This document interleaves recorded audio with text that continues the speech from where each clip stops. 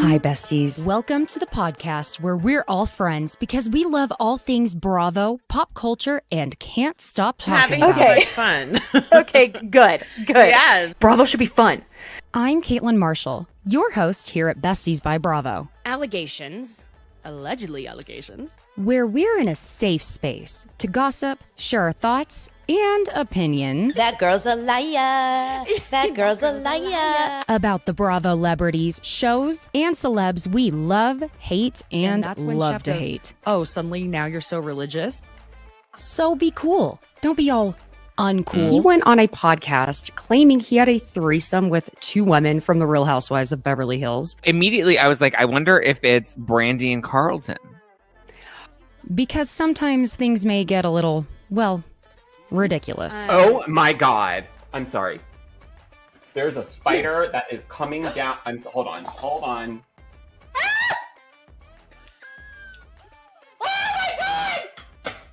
Oh my God!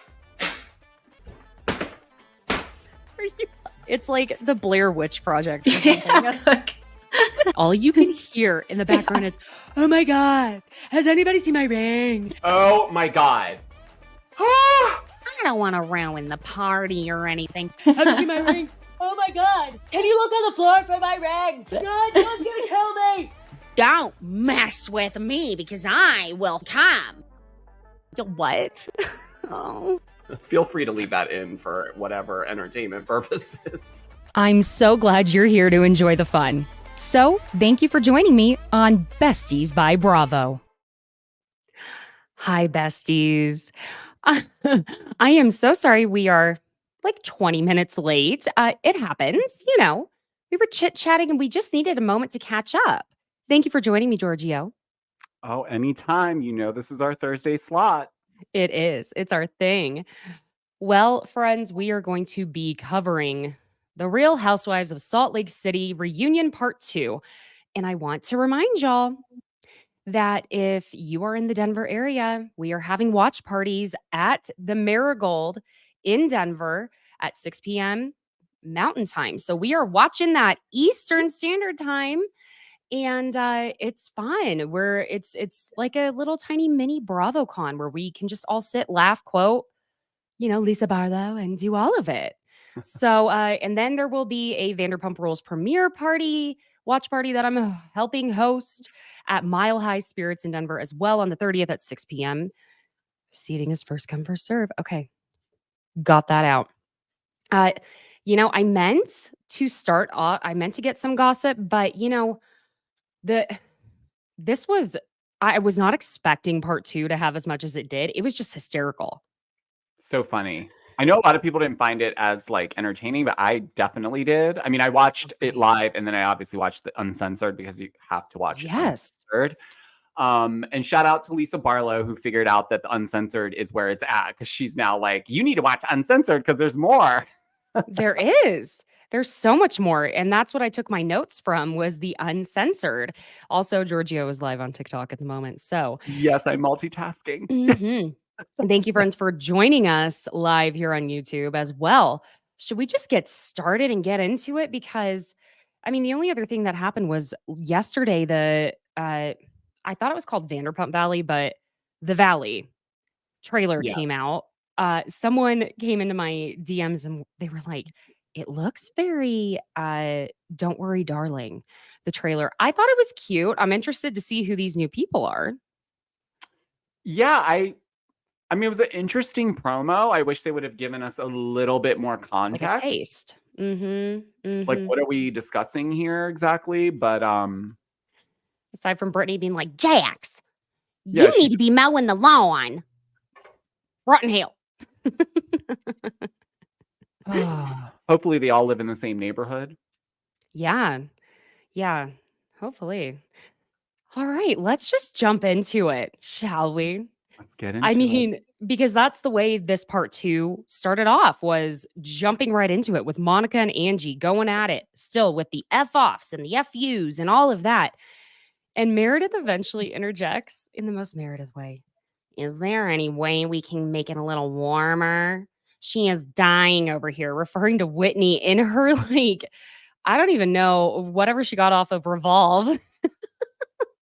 I don't think that was from Revolve. It was I feel like I heard or saw that it was attainable fashion. It was like $70, Yeah, which yeah. I do not hate it when they wear something that we too can get. You know what Yeah, I'm saying? no. No, I actually appreciate it because it's more relatable Yeah, ish. I'm down with it. But apparently, she should have been wearing her fur in that shipwreck, huh? That set was not well received. Oh my god! And did you see Jeff Lewis giving Andy hell about that on Watch What Happens Live? Yes, among other things, but Uh-huh. You never know what you're gonna get with him, I guess, right? no, no. Uh, yeah, we ended up getting that Monica and LD package. Y'all. I mean, I know I'm not supposed to find it funny. I'm not, right? Is the reality of it funny? No. Right. But when you splice it all together in a montage like that, yeah, it is funny, but also we're on a show. So like what are we doing here? Like obviously we have to find humor in something. Yeah. Yeah. Uh-huh. So Monica says it's still unsolved whether LD ended up telling her family in Bermuda not to meet with her. And this is what, I mean, are we really surprised by this that LD reached out to production before they went to Bermuda and told them she wanted to go, but production was like, no. That Can is you imagine if she'd been there for all of that? That would have been a whole different trip because I feel like she would have been messy. Oh my God, that's all LD does.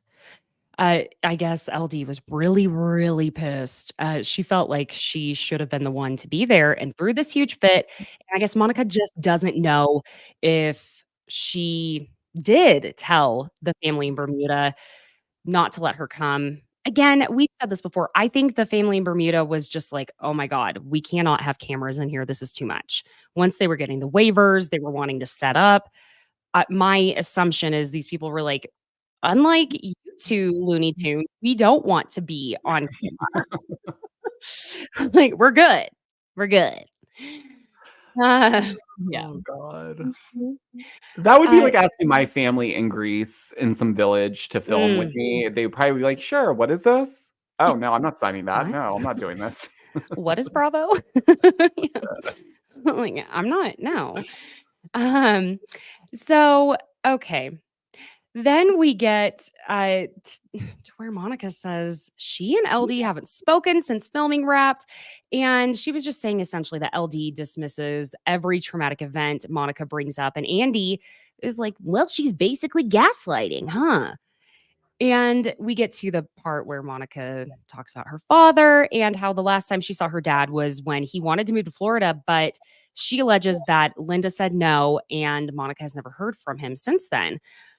So Linda, whenever she was going to New York City and left little Monica, 12-year-old Monica in Pennsylvania, she was pursuing a career in television.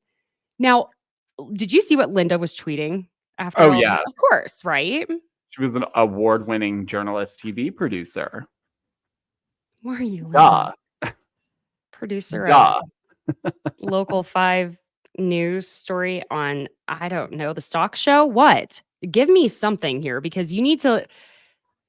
I like forgot Monica, to look on LinkedIn. I was gonna see on LinkedIn if Linda's on there, and maybe I could. LinkedIn. Could you imagine? Connect LD with her. millionaire. No. Linda Darnell, producer, journalist, award-winning.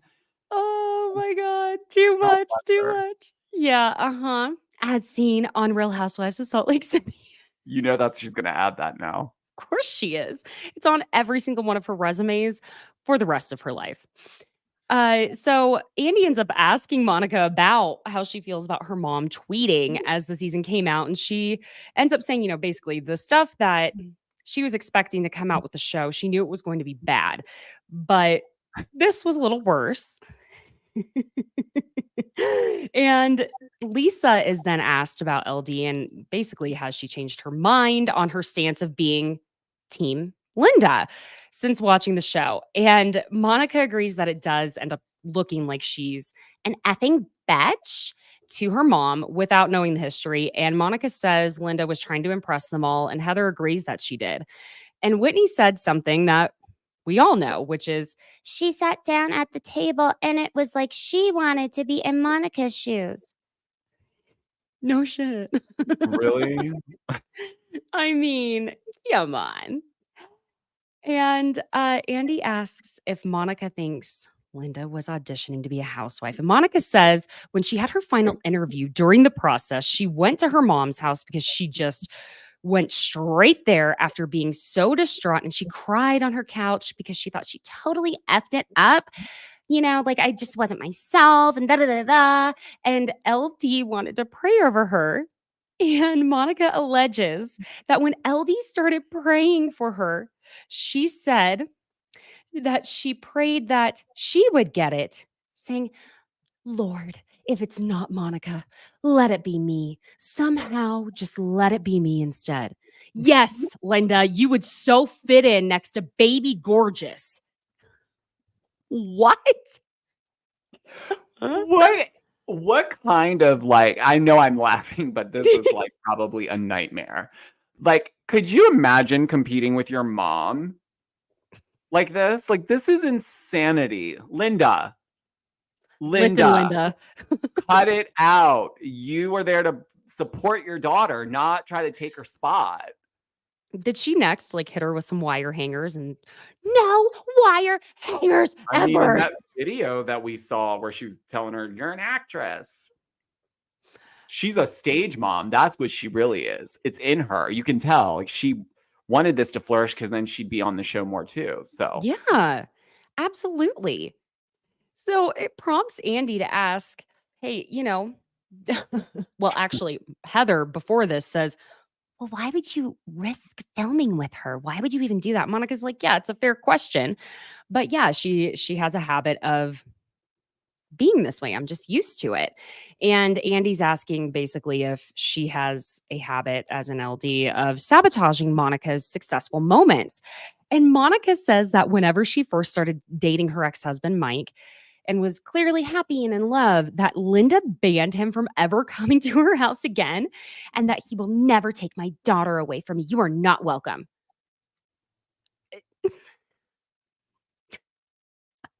So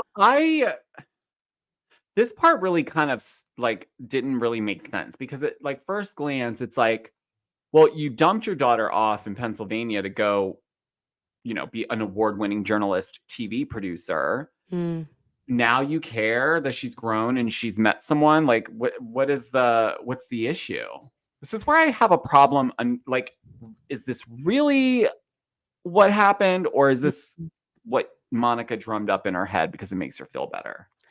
That's the thing is, you know, it's so hard at this point to distinguish when Monica is being fully truthful because I find Monica to be quite a convincing liar. I really do.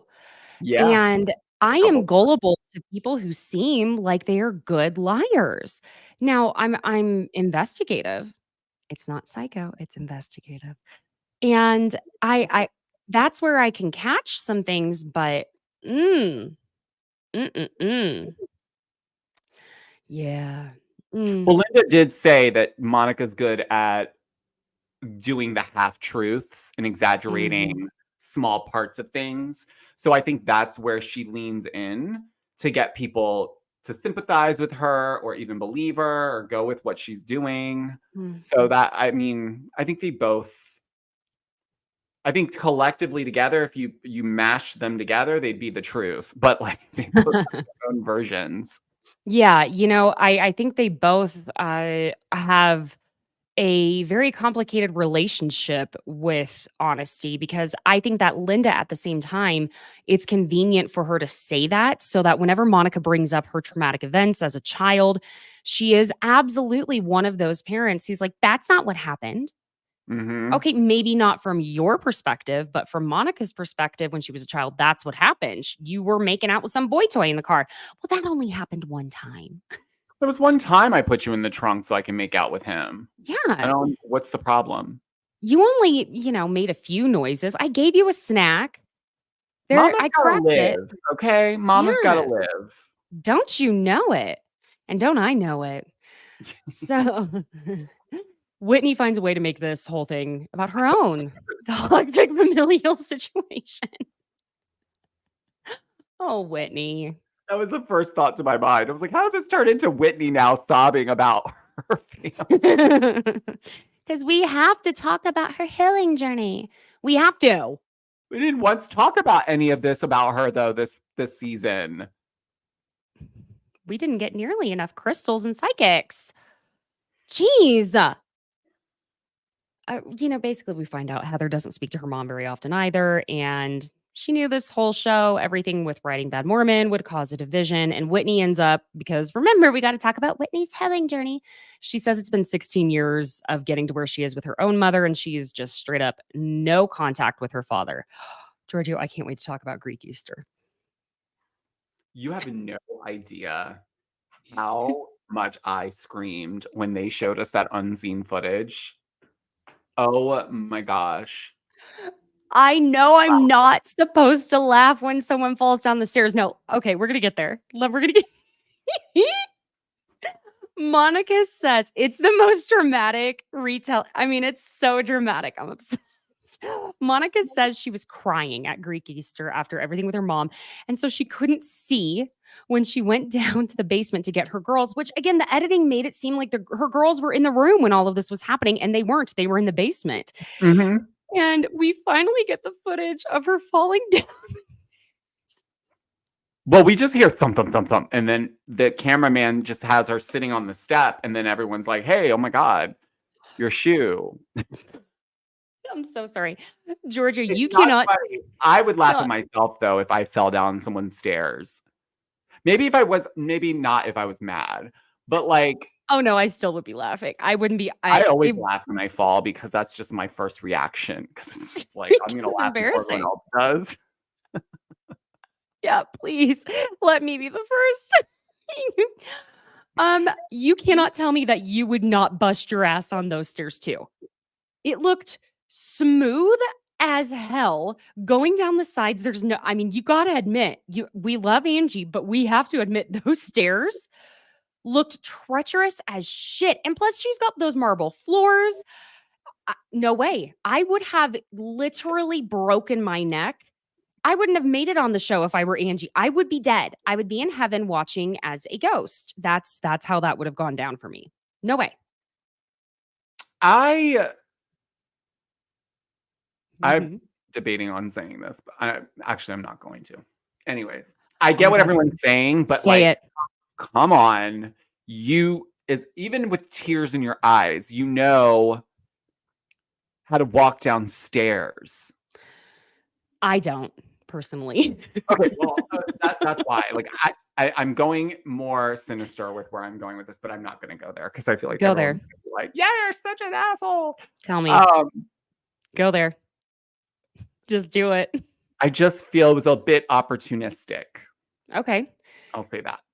Not that she did it on purpose, but I feel like once it happened, it was like, jing. Okay. How can I maneuver? Only because she said she talked to Meredith, totally trying to throw Meredith under the bus about the advice and whatnot. And so to me, because of everything that we've seen so far and understood about what her background is, I was like, I wonder if she was almost like a grocery store slip and fall. Yeah, kind of. Now, obviously, that's my own speculation, guys. Don't come after me. But like, no, that's not much to come after you for. You're okay. I'm going to pay for a head scan when it was already paid for. That's type of stuff where it's like, right.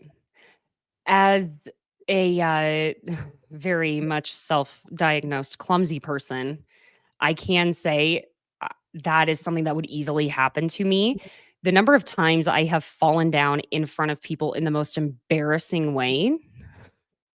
I mean, oh my God, long story short, I was out at a club in LA one time. Full table we had. Full table. I am in a cute little red peplum dress that's real tight and short. And guess what I do? I'm not drunk. It was early in the night. I take a step down. And when I tell you, I was elbows and hands on the ground, ass in the air, to the entire table. And the lights hadn't even gone down in the club yet. Yeah. I don't even remember if I had cute underwear on. I pray to God I did. Yeah. So I am very much that person that can easily do that, but then I have to laugh. That's just the way it has to go. Monica was pissed. Now, there's one more thing. I know we love Angie, but we have to admit Monica did not throw her shoe at the freaking toddler. She took her shoe off, threw it at the ground. No one can convince me. Sounds like I'm very team Monica. I'm just team like the truth I saw. Okay, my version of the truth I saw. She tossed the shoe down after they're like that guy. I'm assuming that was like one of Angie's family members. Oh my God, it's the shoes. It's the shoes. Well, yeah, it's the shoes and those goddamn stairs. But I mean, I don't know. Angie's walking around in those freaking tribute sandals and shit in there. So I don't know how Angie's little tiny ass hasn't just completely bounced on every one of those steps. But she didn't throw a shoe at the toddler. Toddler, baby girl, move. That being said, she didn't throw a shoe at the toddler's head. Okay, we can't. So crazy. Yeah. And like you had said, we find out that Monica throws Meredith under the bus saying, you can take her house. Do you want to take her house? And Meredith's like, I did not. And I said it was a liability. Well, yeah. Because it is. And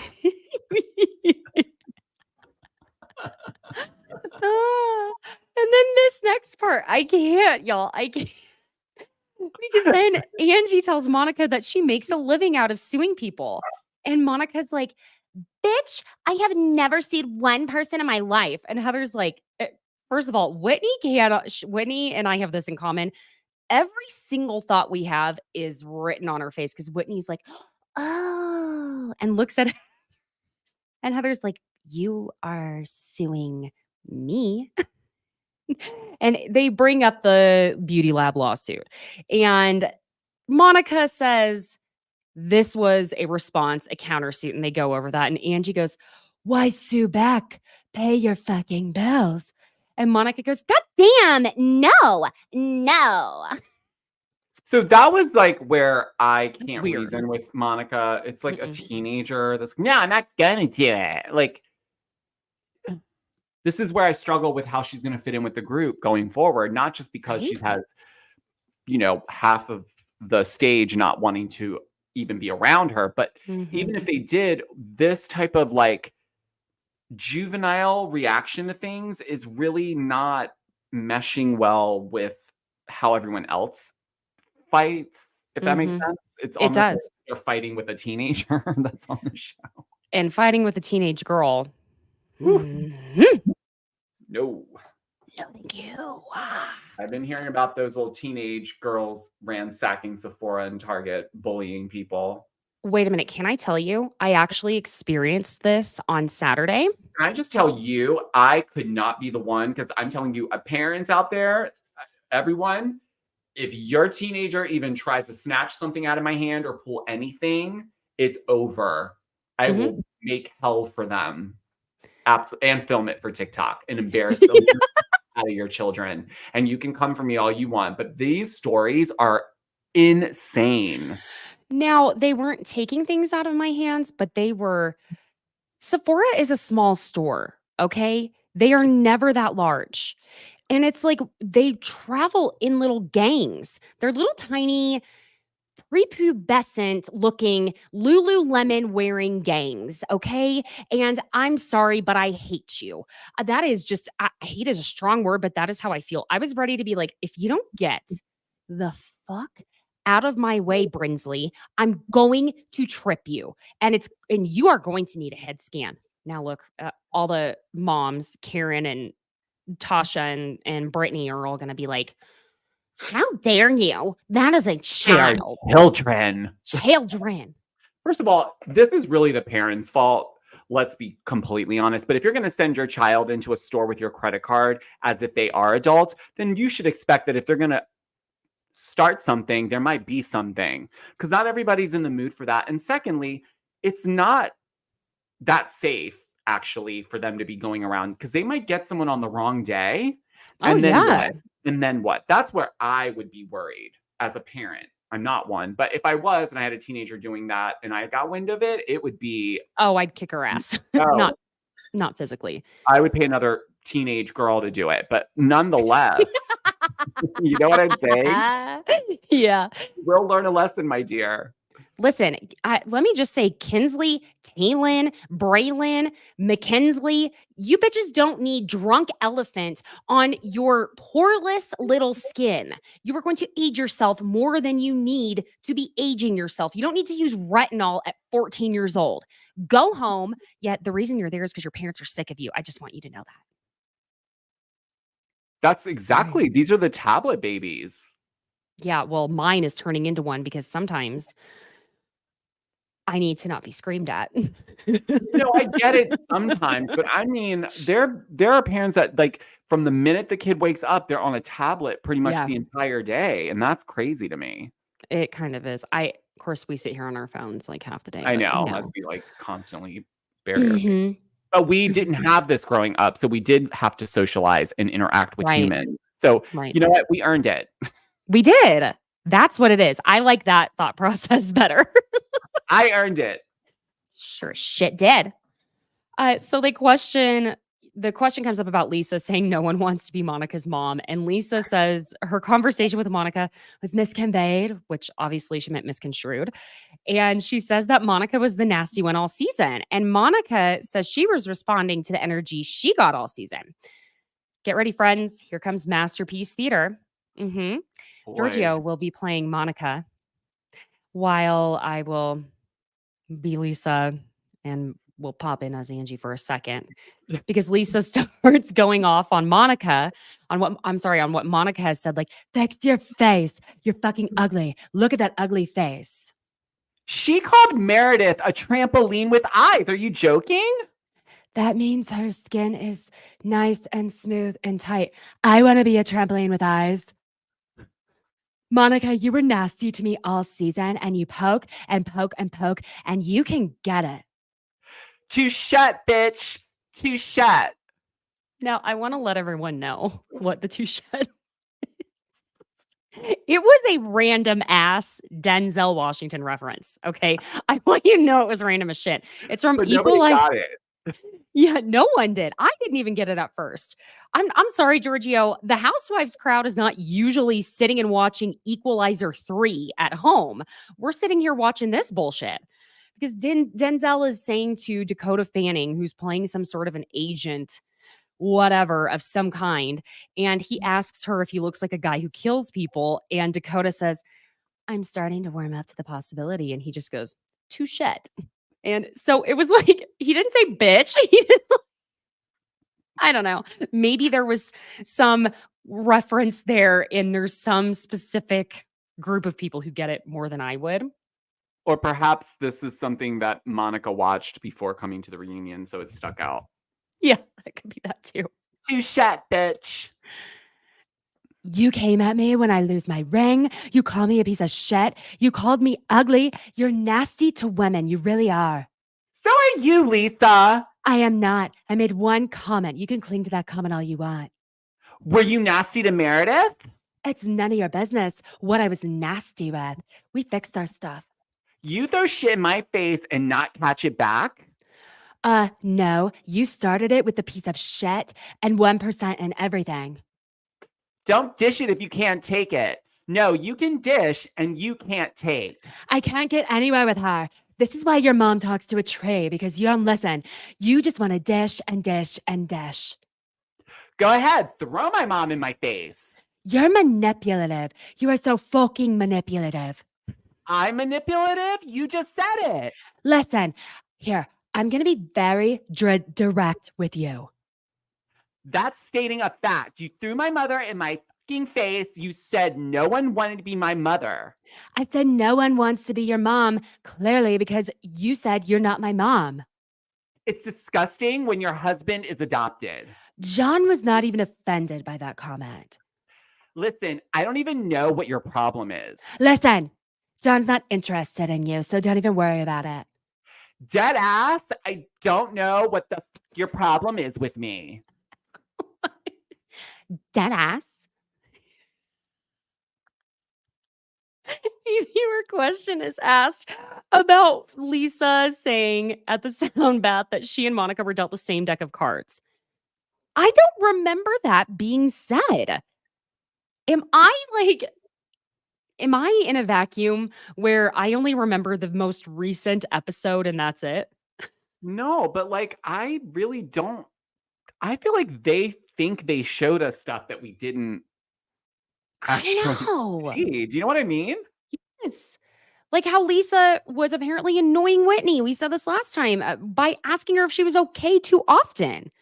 Oh, What? I guess they clarified that when they were in Bermuda, when Whitney said it at the table, they did flashback when she was like, "You kept asking me if I was." But they didn't okay." show that. They didn't show that until the reunion. Oh, see, I was wondering, like, why didn't I pick up on that? No, they never showed that until the reunion. They're trying to confuse us, I think, because there was stuff that was talked about while they were talking that I was like, when did that happen? Thank you. Yep. Mm-hmm. It's not us. Why would we not remember this stuff and remember everything detail-wise around every other show? Georgio, we are never the problem. No, never. We're never the drama and we're never the problem. Lisa starts trying to say how she tries to make things the most positive, and Monica's just like, and Lisa says she asked Monica multiple times at the sound bath why she hates her mom and why she wants the entire cast to hate her mom. And Monica had just kept saying, "You'll see." Okay, friends, here's our last moment of Masterpiece Theater. Yes, because you didn't know and now you've seen. Listen, bottom line is you would not stop. You say I'm mediocre. You went after my family. You said nasty things about my husband who you don't even know.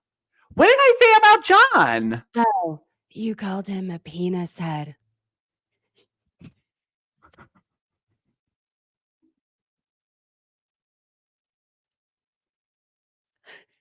Are you going to say, yeah, you were being so... I'm getting there.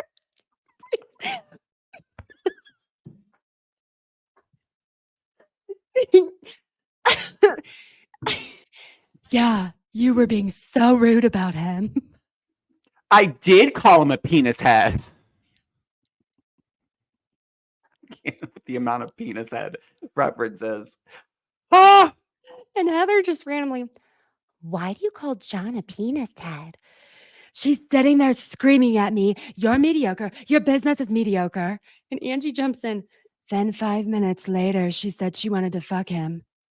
Okay, no, that was during the Fuck, Marry, Kill game. And she said, I would do both John and Seth.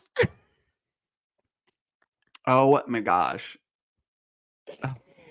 I don't know why. Something I... Oh yeah, I did call him a penis head. Of all the things, why did you... Oh, I get it now. She's saying because he doesn't have as much head, I think. Wait, what?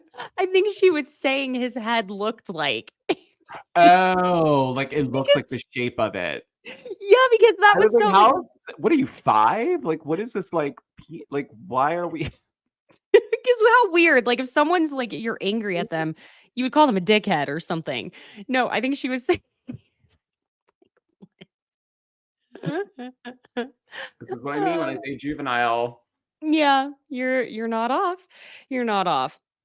And we're getting to kind of just that explanation about why Monica has so many identities and so many names when you Google her. And it's clarified that Monica's maiden name is Darnell. Fowler is her married name. Delgado is her father's side, and Garcia is her mother's side. And her mother was born Linda Darnell Susan Maria Garcia.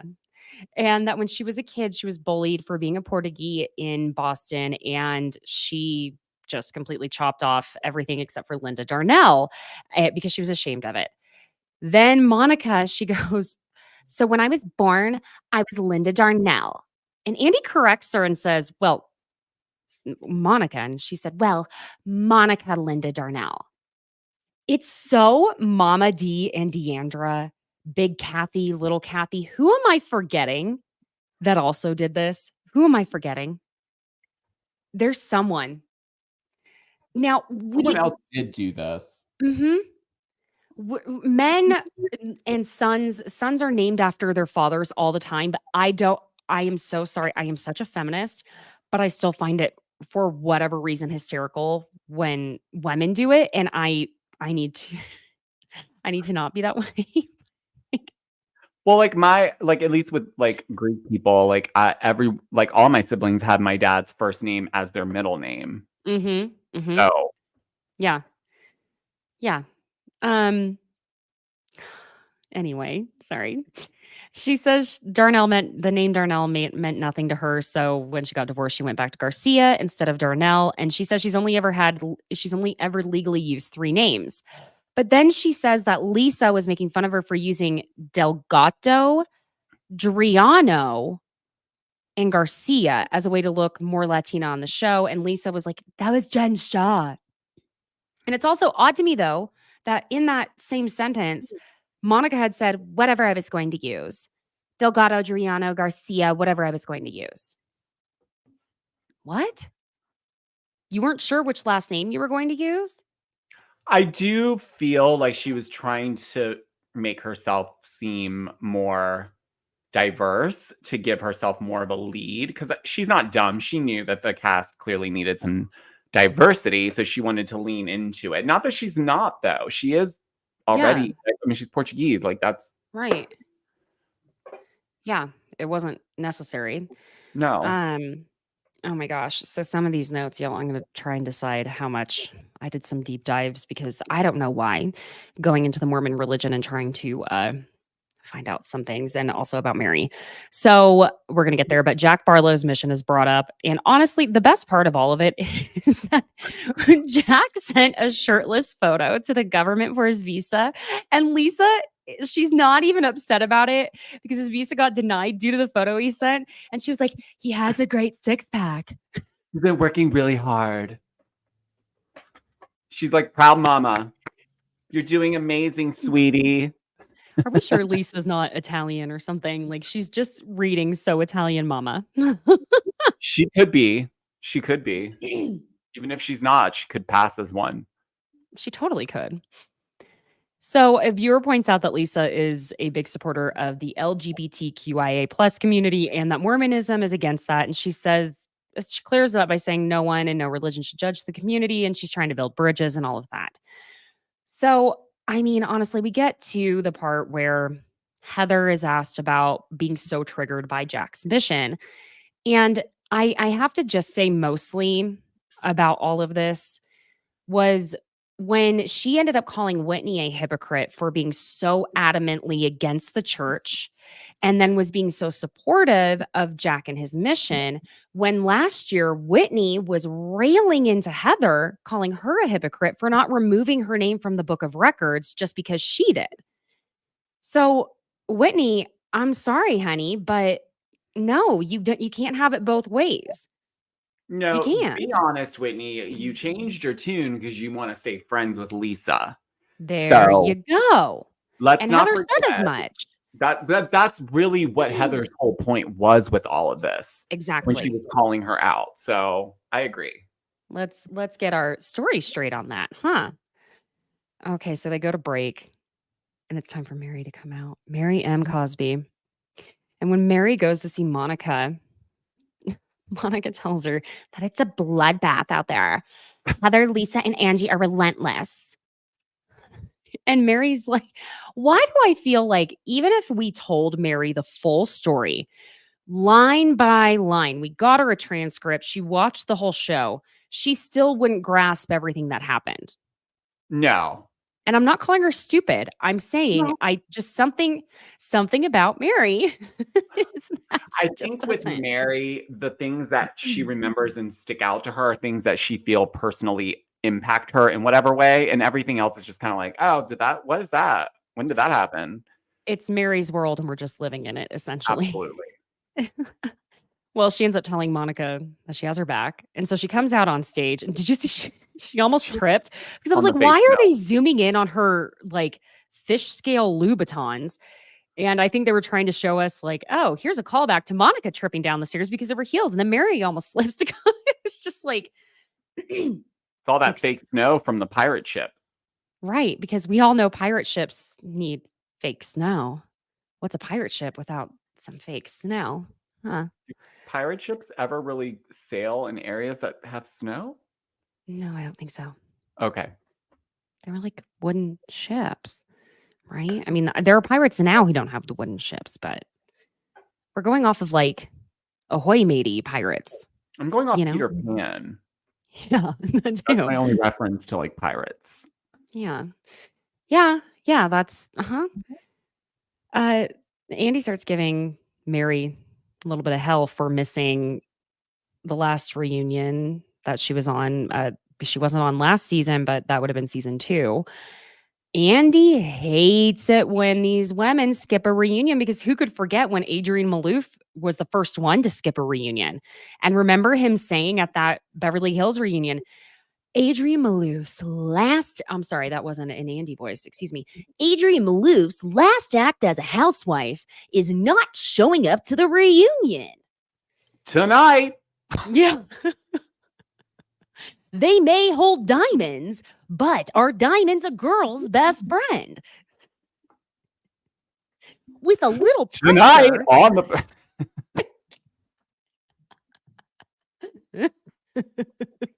on part 3 of the Real Housewives of Beverly Hills, where I lost my words there. Shit, let me do it again. I wonder how many times he has to redo something when he's like reading off the teleprompter. Well, I know I would have to.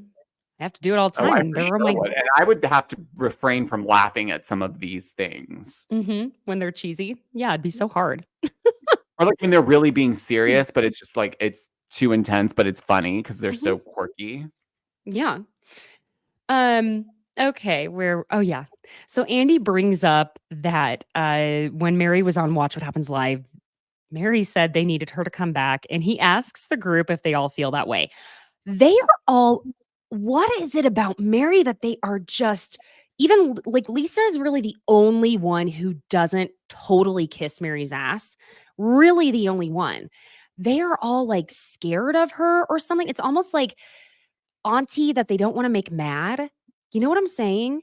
Yeah, and I think it was interesting, and I said this on my recap yesterday, but when she said that she likes Angie because she feels Angie can like handle her, I resonated with that because I think if you grew up Greek, there was just softening the blow. Like my mom was very much not like Mary in that way, but she was direct and very like, she would say everything that came to her mind. So I think, I don't know if Angie grew up in a similar way, but typically Greek people, they have a thicker skin around that stuff. So she can. Ooh, I lost her sound. Oh, you're on mute. Dum-dum. Mary sent Jesus for you. Yes, Jesus she needed did. you. She did send Jesus after me. You know why Mary warmed up to Angie though? Immediately, right? So quickly. Right after Angie was like, she was some comedic relief. You're very funny. And after Mary was like, Angie, this is your first year. Okay, why are you even answering? And Andy was like, Mary, she was being nice. She goes, oh, okay. And Angie leans over very quietly to Mary and goes, you have lipstick on her teeth. And that's when Mary was like, oh, okay, we're good. I think Mary is misunderstood. I'm not trying to excuse her behavior by any means. Right. But let's be real. Mary probably has gone through quite a bit of trauma that she's hiding behind being a pastor and filtering it through that lens. And I think deep down, she probably is a good person. I don't look at her and feel like she's volatile, like on purpose. I think she's just, yeah. I'm going to stop there because I think there's a lot of people who are going to come for me for saying that. And then Mary will send Jesus after them. I guess Angie reminded Mary of Jen Shaw a little bit. I'm sorry. Jen Shaw and Angie look nothing alike. The only thing they have similar is that they are petite frames, but Angie is dinky tiny. And they have long dark hair. That's it. And they have, and they have like tanned skin. Okay, they're not pale Yeah, white like me. That's it. not anywhere close personality-wise at Or all. the way they dress. No, I don't not at think Jen all. Shaw dressed like Angie does. No. I'm sorry, but No. I feel like Jen Shaw dressed way tackier than Oh, she was anyone. absolutely tacky and, like, It was gaudy. too intense. Too It was intense. like a mix of, like, influencer gone wrong / mob wife Yeah. via Wish or, like, you know what I mean? It wasn't ever Timu. it was either too much or it was way out of left field, and Mhm. you're like, "What in the heck was that?" Like Too much faux fur. I'm praying it was yes. faux. Lots of big gold necklaces that were just and earrings that were out of place. Yeah. And when it's brought up about I'm sorry, Mary is asked who in that group she likes, and when she stops and looks around the room and finally says, "I do like Angie because Angie can take my toughness. She can handle me." And then she says, "I like Monica. She's pretty."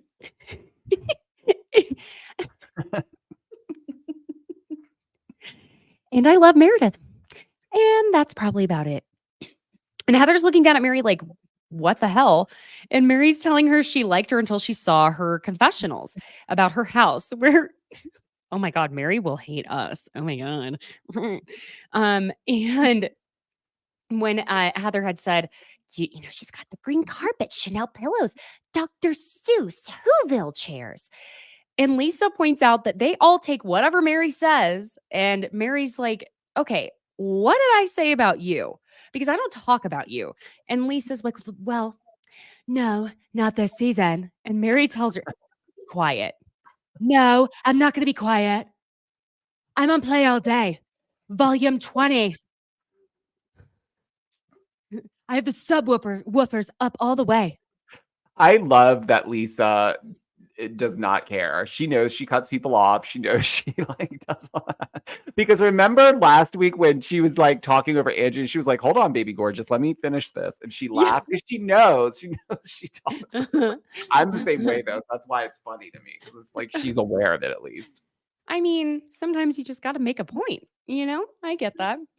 Andy reminds Mary that she called Heather inbred, and Lisa goes, "Well, which one's worse, calling Heather inbred or Heather making comments about your house?" The comments about my house because she's phony. What the hell? No, Mary, you can sell that furniture, buy new furniture, paint. Heather looks the way she looks. Heather's beautiful. You said her face and she looked inbred. Mary, Jesus Christ. Like, there's nothing I can't. What is this? She's now quadrupled down on this inbred I can't. looking face At of least. Heather's, which what is that? What does an in I need maybe I need to Google what that looks like because I don't understand. I don't know if she's saying just because she's white and blonde. I think she's mostly like naturally blonde. Um, uh, and that's the only thing. It's just that she's so confident. Like even when Heather asked her at her house, she's like, "Do you really think I look inbred?" She's like, "I do." I do. It's like not even thinking twice. Not even being like, "Actually, no, I don't." She's like, "No, I do. I do." Next. Oh my God. Well, and then Heather's trying to backtrack, and Mary's like, "I was in my house before this show. I didn't need this to get like, you know, you got your house after the show." Mary, okay. Either take a breath, because I do this shit too sometimes where like I get ahead of myself. I'm like, oh, this is a good thought. And then I don't know how to get the words out. Problem I have sometimes. Yep. And so, Mary, you have to take a breath before you do this because it takes all of your power away when you say like too many times beforehand. And Monica's sitting there while Mary's like, "You made fun of my house." And Heather's like, "Well, I got my house after my business." And Monica's sitting over there with her lips puckered, like, mm-hmm. Yeah, because now she has her one friend out there, so she's gonna side with anything. Well, we get, excuse me, over to Andy saying how it's interesting So he says to Mary, it's interesting because you do say everything to people's faces and it's shocking. And Mary, thank you, Andy. I'm saying thank you because I say it to your face. Thank you. And we get the flashbacks of Mary just this season. Heather, what made you wear that necklace? Do you have a mute button? You like to eat. You're a beautiful girl. Just, don't just eat your life away. Wake up, bobblehead. Oh my gosh. It's funny because it's not me getting those, like, I don't know. I think I would laugh if Mary and I had to interact and she You was would cutting laugh. me up. I would You would. absolutely laugh and be like, you are hysterical, even if you are being serious. Like, I wouldn't feed into it because I think she respects you more when you just know how to take it. Like Angie, like, she laughs it off, and she's like, when she was in Palm Springs, like Angie was like, come sit by us. She's like, stop telling me to come sit next to you. I don't want to. Stop talking to me like that. Okay, all right. Fine. Jeez Louise. And Angie just kind of, every time she just kind of goes, okay. Try to get it in 10 minutes. So then Andy, is like, well, you say some pretty horrible things. And Mary's like, well, they can say it right back to me. Lisa jumps in saying, no, we can't because Mary will get upset. And then she just like says, I'm not going to talk to you anymore. And Mary's like, I don't even know why she's inserting herself. I'm not even talking to Lisa. I'm inserting myself because I'm a housewife.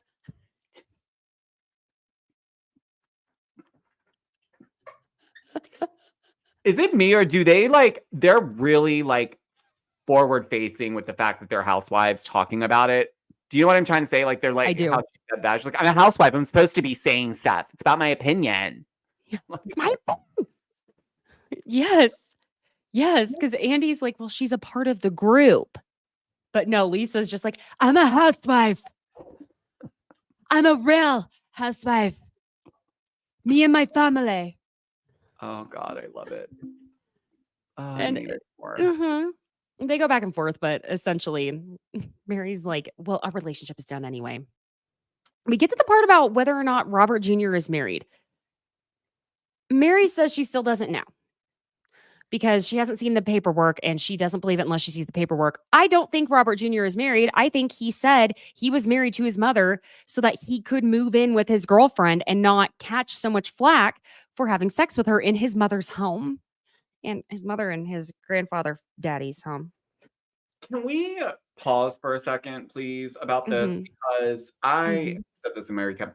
I'm not a parent, but if I had a child that was old enough to do those types of things, I don't want you doing that in my house. And if you are, I don't want to know that it's happening, and I don't want to hear it. No, I agree. I You need think to be that's quiet. like pillow over face, go in a closet. I don't know, but if your mom can hear to the point where she thinks something may be wrong with this woman, and she thinks to go in to check and then realizes, oops, nope, that's not what they're doing. That's I would be first of all mortified. That would be it. I wouldn't even be able to look at my kid again, nor would I look at my parent the same way if they. No. Oh my God, that's horrifying. Horrifying. Well, and then Andy phrased it that Mary was saying he was bad in bed, which no, she wasn't. That's kind of weird. That's not what she was. No, it's not. But she said that she heard the girlfriend wife yelling, hollering, moaning, groaning, screaming. And she was like, it's so dramatic. Don't give him a big head. And that was a bit weird too. That's weird too. And because she was saying, don't give him a big head, tell him the truth, stop playing. It's a couple things. Let's just start here. One, I think that Mary probably assumes that all sex is bad, considering she has only been with her step-grandfather, so she's never heard anyone enjoy themselves to that extent. My thought. And then I think maybe for a split second, she didn't know what they were doing, but I think she knew. Any mother, even Mary Cosby, has an idea of what's happening. Okay. Any human being over the age of 12 can put 2 and 2 together, that 2 and 2 are being put together. You feel me? Yeah, but that's what I think she was trying to say. She was like, I went to open the door and then I was like, oh.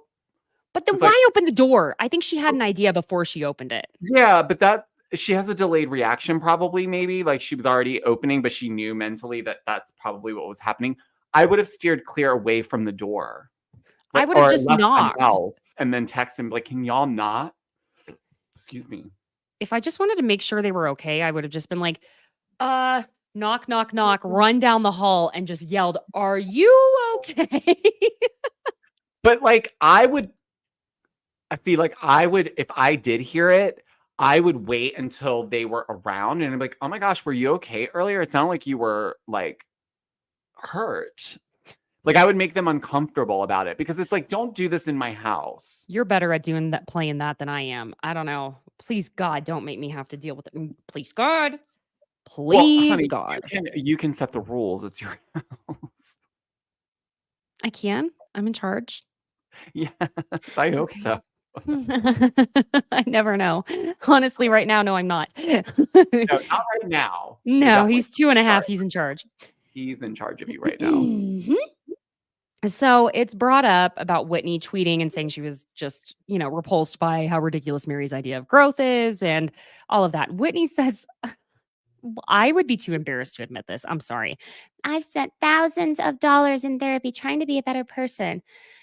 And eventually, Mary ends up saying she never tweeted anything about Whitney, but that she believes she is racist. And Whitney, how was Whitney actually supposed to respond to this, though, y'all? Like, truly? I mean, I don't know. That breaks my heart. I would have been like, are you out of your mind? But then at the same time, I mean, I'm thinking if someone tried to say that to me, but then at the same time, okay, well, what did I do that Yeah. caused these feelings? So I don't think she could have responded any better than she did. Well, she asked the question validly. Like, she wanted to ensure, did I say or do something to you, Mary, that made you feel that way? Outside Exactly. of the doctrine, outside of the affiliation. Because I get that part.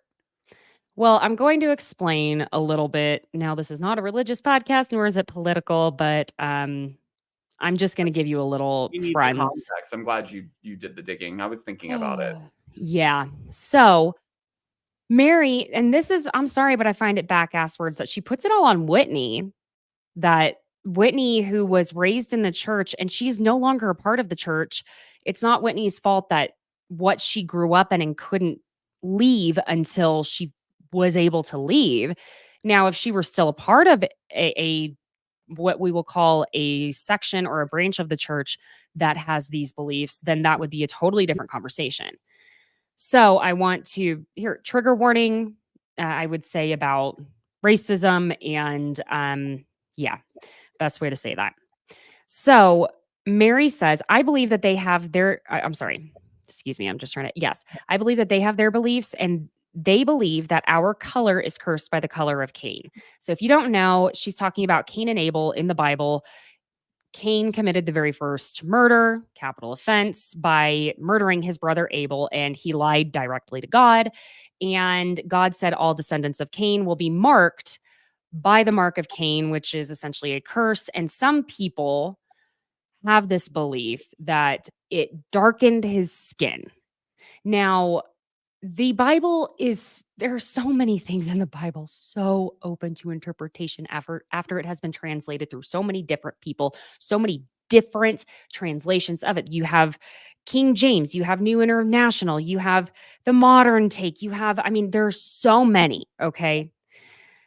And basically, we also have to consider this as well. Essentially, if we go off of the belief of what the Bible says, we all are a descendant of Cain, because if it was only Cain, Adam, and Eve, how do you think they populated the earth? Correct.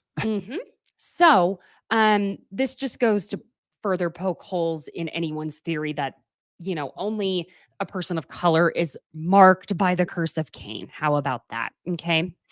So in the Old Testament, again, when Cain lied to God about murdering his brother Abel, it's believed again by some That's the mark of sin. And this is in Genesis chapter 4:15.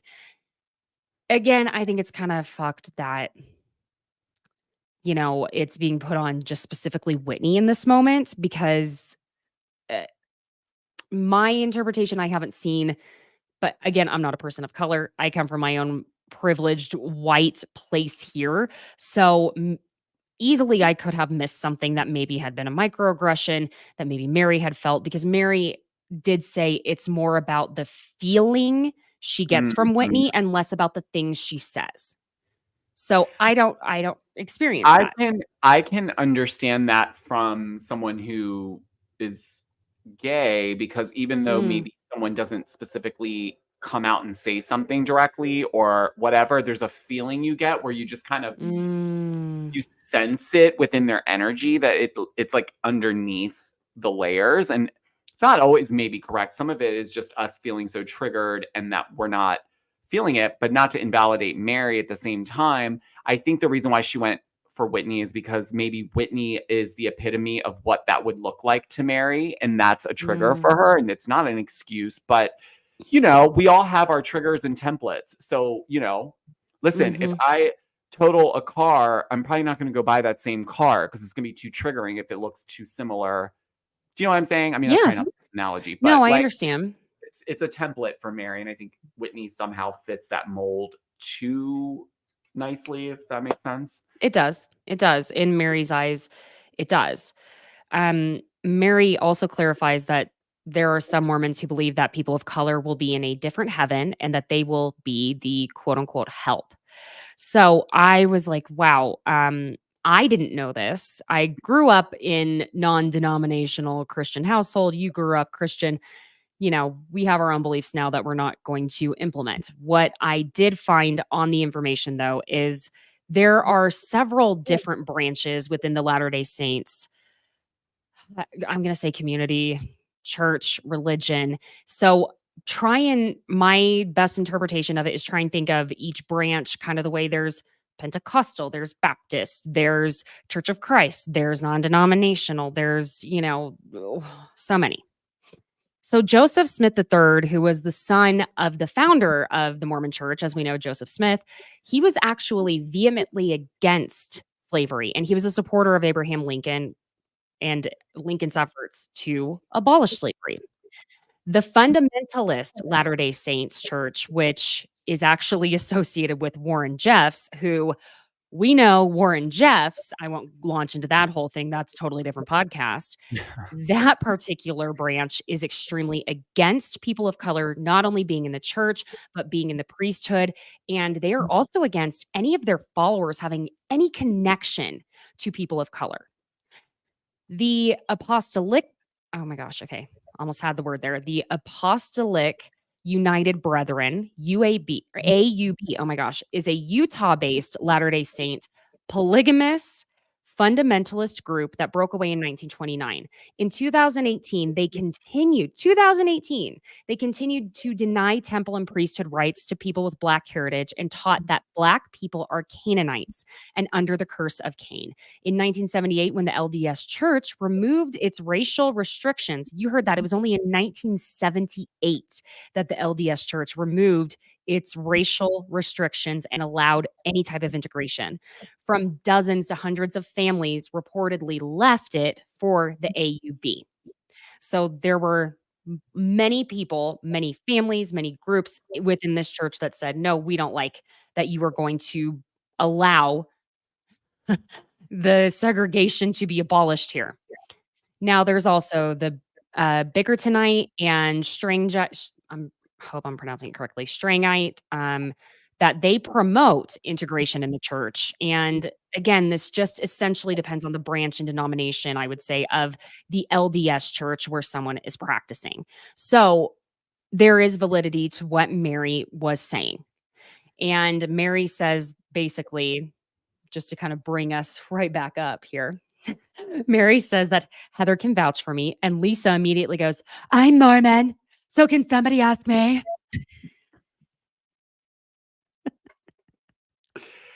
I feel like Lisa wants to be she wants to turn it all modernized and like really kind of like to her point, build the bridges.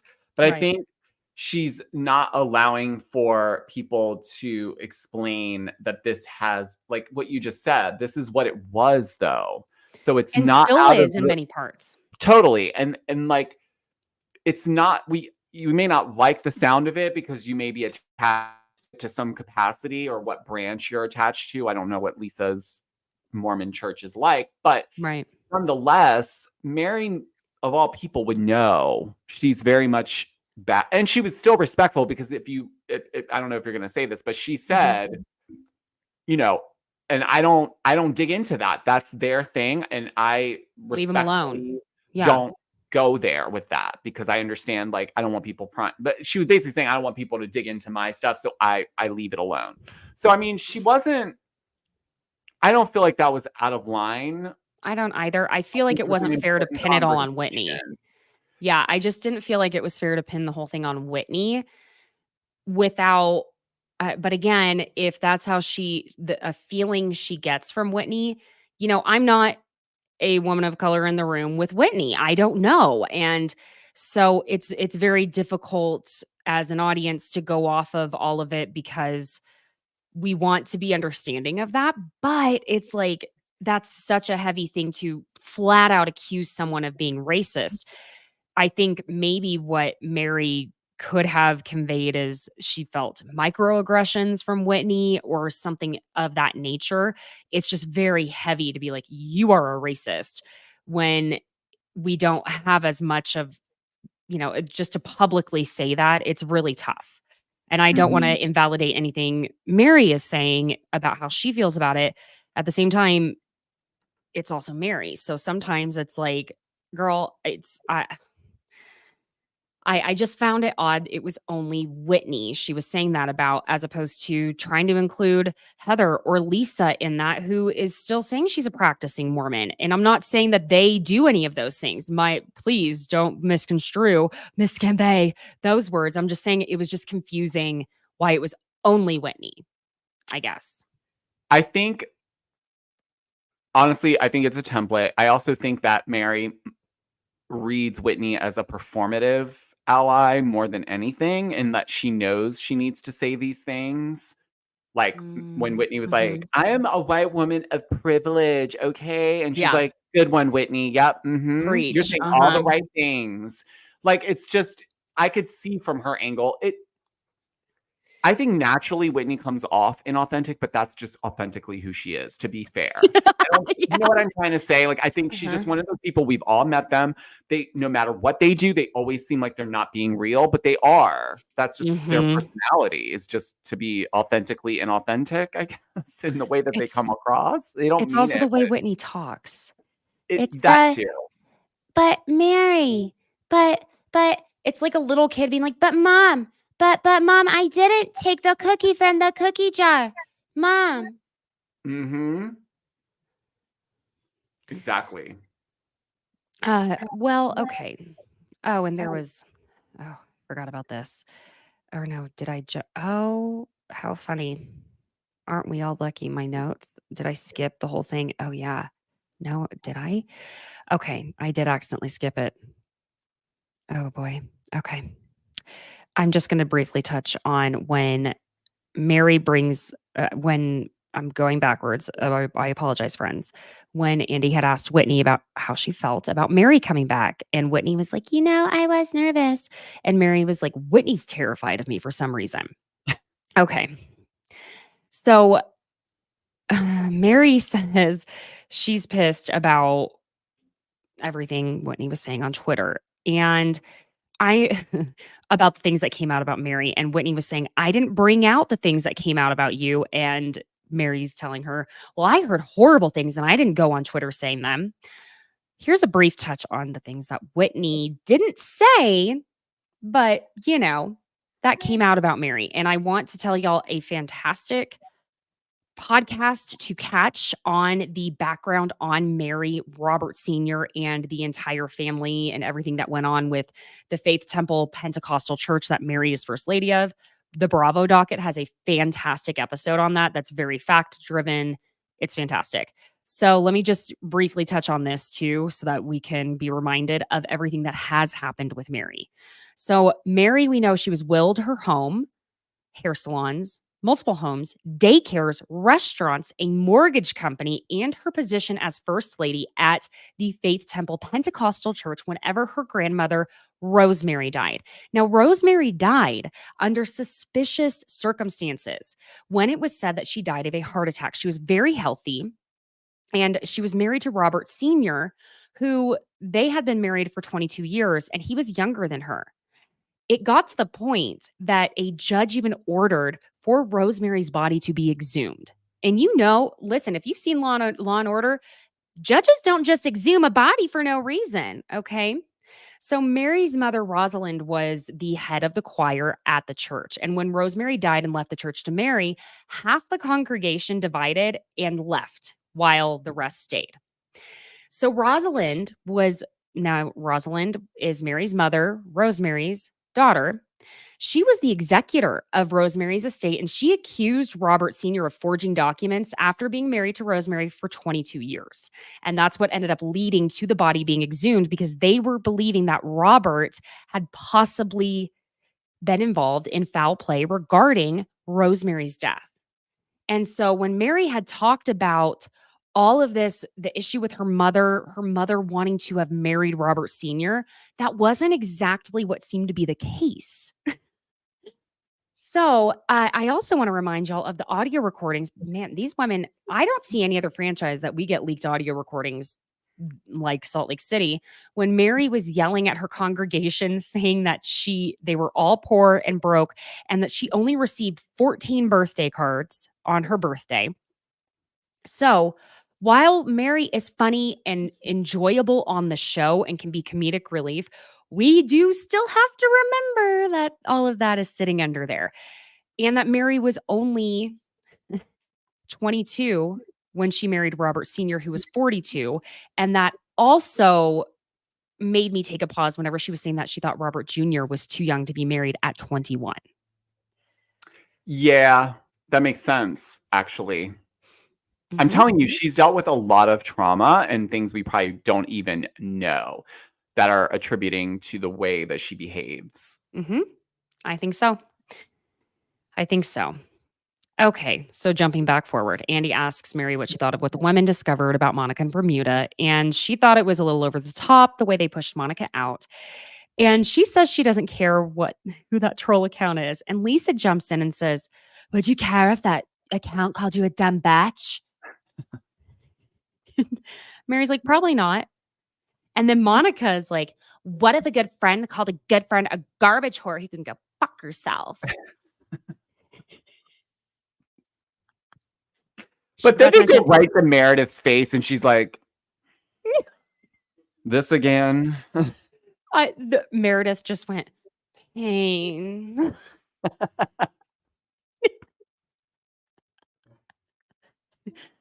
Ow.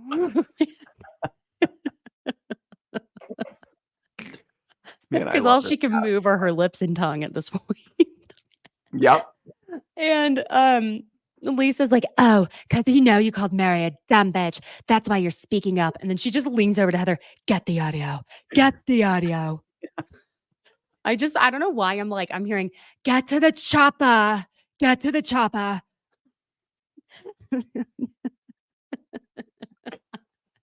Man, oh man. Oh my God, this audio. You can't. And Heather's just like, yes, ma'am, baby gorgeous.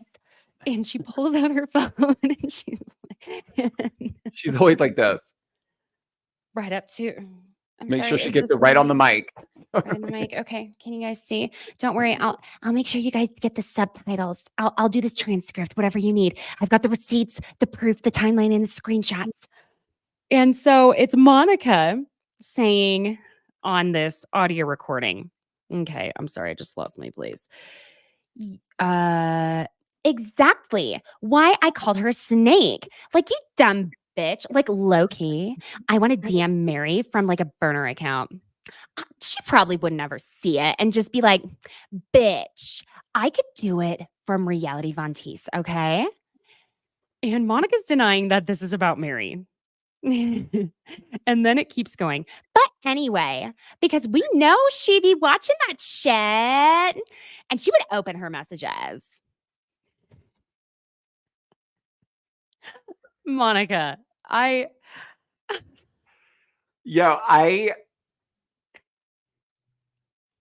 when you listen to these recordings of her just talking, you're like, are you like 15? Like, and what is where are going your on? kids? Where are your kids? Are they sitting? Are you giving the baby a bottle while you're like, Because you know that dumb bitch would open her messages. She loves my shit. XOXO Right. Gossip Girl. Dumb bitch. Like, oh my gosh. Get I would be her about for mortified. mommy. I would be so mortified if people pulled up. Well, I don't talk like that on my voice memos, but like, my voice memos, whenever people are always sending me the voice memos, I'm like, I love you so much and I understand it's faster, but I cannot because half the time, like, I've only sent you a voice memo like one time. My ADHD and then plus my child screaming behind me, and then I'm like, oh wait, shit, god damn it, the macaroni and cheese is boiling over, and then McCoy's in the background like, Mama. And I'm like, oh wait, what was I saying? God, that dumb bitch. Like, can't do it. Honestly, for me, like I ramble too much. So a voice note would be like 7 of them. And so the texting allows for me to cut the crap and just get right Yes. to the point. You know what I mean? Same. So like, I just, it doesn't work for me. Same. Now, okay. Monica keeps saying, we're almost wrapping up here, guys, friends, besties, that she's not talking about Mary, but she was saying what Jen was saying about Mary in that. Georgio, I literally posted this TikTok like less than 5 minutes before we came on here. Y'all, not only did I slow down, slow-mo when they bleep out when Monica's like, Heather, shut the fuck up. Beep is Reality Von Tease. And it's 6 people. it looks like she says Heather, but she's not, obviously. I'm telling you, I slowed it down. I did the slow-mo, I did all of it. And so I'm like, is she saying Koa? Because you can see the way she says her P's. And I'm such a psychopath. I know. This is beyond I'm investigative. the same way. I need to know what the when Brandy said the secret about Adrian, I like went back several times to try to see like what did you say? Like, Yeah. Well, in my investigating, I was like, well, maybe Koa has some other name on there because I went back and I looked at the whole cease and desist letter that Jen Shaw had sent in 2021 to Monica, Koa, and a Savannah Gonzalez. So we'll say allegedly Savannah Gonzalez, right? And then I look under Koa's stuff, and he had made a post at the beginning of the month where he had done a screen recording of messages that included a person named Paulina. And there was an audio recording of someone who was not Tanisha and not Monica, clearly not Jen, saying, man, I can't believe I'm running this account. Y'all, I have because I'm trying to like condense this. I just put like a 4.5 minute TikTok video up about it, including the screenshots, including all of this. So I go over and I look in the people he's following because there was also a number on there that was shown that started with an 808. So I'm Googling the number. It was a Hawaii area code, and we know Koa is Hawaiian. So that must have been like his old number. And I think he got a screen recording that Monica took. And that must have been him speaking in there because I can't imagine that many other people are from Hawaii in Salt Lake City. I don't know. So I go over to Monica and I'm like, so Koa's not following a Paulina. Monica's not following a Paulina. And I was like, okay, go to Tanisha. And I look into the people Tanisha is following and I find 2 different Paulinas. And I just clicked on the one that my gut feeling went. And I saw that yesterday, and she doesn't have a ton of followers. She had posted that she was also one of the people involved in Reality Von Tease. But it still does not look to me like Monica says Paulina. That's the consonants. Oh my God, this is so much. But the consonants, it's like your chin has to go Paulina. She doesn't say Paulina. She says something with a TH. And it's making me nuts. It's making me nuts. But no, We Paulina better was named in the cease find and desist. we better find out everything next week. It's going to be supersized. We know that. And we're finding out more about Reality Von Tease. So, Well, and she has that burn book with all the receipts put together. I'm shaking, literally shaking. I have chills. I It's can't gonna wait. be so intense next week, I can tell. Mm-hmm. Well, besties, thank you for joining us on the live. I just want to say hi to, we have Bravo Babe joining. Hi. Becky and Danielle. Hi. Thank y'all for joining us. We love having y'all in the chat. Sorry, it was such a, this felt a little more intense for some reason and like on it than we like are, So normally I would have said hello sooner. Now, besties, please leave a 5-star review wherever you listen. Subscribe to the YouTube channel. Hit the notification bell. Also, I am going to, as soon as we hop off of here, we're not going to be live, I don't believe. We're not. No. Georgio and I are going to do a recap of the latest Real Housewives of Miami episode. Lost my train of thought. So keep an eye on the Georgio Says podcast because we're going to be doing Miami because I've just been like Salt Lake City, and Southern Charm. Also, maybe if you feel like it, check out the Watch What Happens Live after show on Twitter after Southern Charm reunion. Yes. Check it out. We'll see. Yes. I don't want to get myself in trouble. But might be a little embarrassing for me. A little bit. But it was a lot of fun. Love them. So you know where to find Georgio, don't you? Because it's at Georgio Says on TikTok, on Twitter, on Instagram, and on YouTube. And that's his podcast. Go listen to his podcast. Leave him a 5-star review. Subscribe. Do all of the things. He is going to be back with me, I believe, next week for part 3. There's definitely going to be some masterpiece theater happening again. I can only imagine what that's going to be. Also, shout out to my TikTok fam who's been live with us the entire hour and 21 minutes. Love you guys. Thank you all for your likes. Thank you for your support. I can't wait. The Miami recap will drop tomorrow on my podcast with Caitlin, as she stated. But yes, very busy with all the shows. So many shows. All right, my friends. And I'm sorry I didn't go live on Tuesday. I put out a Southern Charm episode. I will be going live again this Tuesday at my usual time, 3:30 p.m. Eastern Standard, 12:30 Pacific. And Georgia will be with me the same time on Thursday next week. Okay. Bye, besties. See you Tuesday. Bye guys.